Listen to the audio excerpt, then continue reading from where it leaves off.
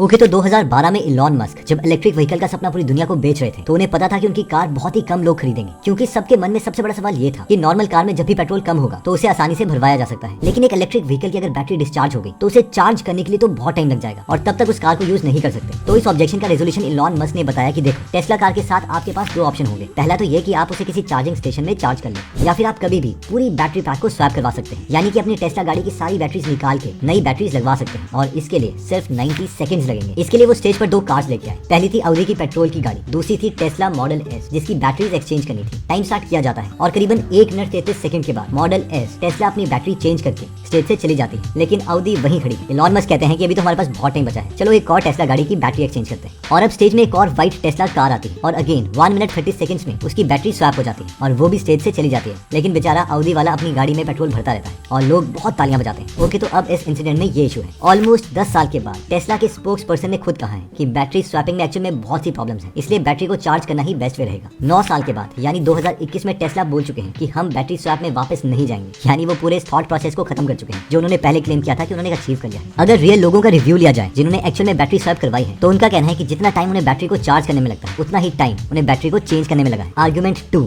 Solar tiles. Okay तो 2016 में Elon Musk दोबारा स्टेज में आए और उन्होंने सबको एक माइंड ब्लोइंग प्रोडक्ट दिखाया। प्रोडक्ट का नाम था सोलर रूफ। उनका दावा था कि अगर लोग अपने घर की छत में सोलर टाइल्स लगवाएंगे तो हम अर्थ का पॉल्यूशन कम कर सकते हैं, क्योंकि ये ग्रीन एनर्जी का सोर्स है और कोई कोल वगैरह नहीं जलाना पड़ेगा बिजली को पैदा करने के लिए। अगेन इलॉन को पता था कि लोगों का सबसे बड़ा कंसर्न सोलर पैनल्स को लगाने का ये होता है क्योंकि घरों की छत बहुत ही बुरी दिखेगी, लेकिन इलॉन मस्क ने दिखाया कि उनकी सोलर टाइल्स नॉर्मल टाइल से भी बहुत सुंदर है। अब इसकी सुंदरता का राज इलॉन ने बताया कि देखो, ये जो टाइल है इसे इस तरीके से बनाया गया है कि अगर कोई घर के पास खड़ा है या सामने की गली से घर की रूफ को देखता है तो वो टाइल्स बिल्कुल नॉर्मल लगेंगी, बट अगर कोई घर की छत को एकदम ऊपर से देखेगा तब पता चलेगा कि इसके अंदर सोलर सेल है। ओके ये प्लान और टेक तो बहुत अच्छा था, लेकिन इसकी एग्जीक्यूशन ठीक से नहीं हुई। फॉर एग्जांपल CNBC की इस वीडियो के अकॉर्डिंग कोई भी कंज्यूमर खुश नहीं है जिन्होंने ये सोलर रूफ लगाई है और कई लोगों ने केस भी फाइल किए हैं। अब कई लोग हैं जो इससे सेटिस्फाइड हैं भी, जैसे कि ऑस्टिन फ्लैक ने ये यूट्यूब वीडियो अपने चैनल में अपलोड की है कि उन्हें 1 साल हो गया है इन रूफ टाइल्स को लगाए हुए, जिसकी परफॉर्मेंस से वो सेटिस्फाइड है। लेकिन कई लोग इलॉन की सोलर टाइल से इसीलिए खुश नहीं है क्योंकि जब वो सोलर टाइल्स को लॉन्च कर रहे थे तब ये सोलर टाइल एक्चुअल में बनी भी नहीं थी। ये इलॉन ने कोर्ट में स्टेटमेंट दी थी इसके रिगार्डिंग। क्वेश्चन, तो वो नॉर्मल मॉडल नहीं थे रूफ टाइल के, वो सिर्फ दिखाने के लिए था, राइट? इलॉन, छत के ऊपर सोलर सेल्स ही थे, वो डेमोन्स्ट्रेशन के लिए थे ताकि हम ये बता पाएं कि जब रूफ के ऊपर टेस्ला के सोलर सेल्स लगेंगे तो उसकी सुंदरता मेंटेन रहेगी।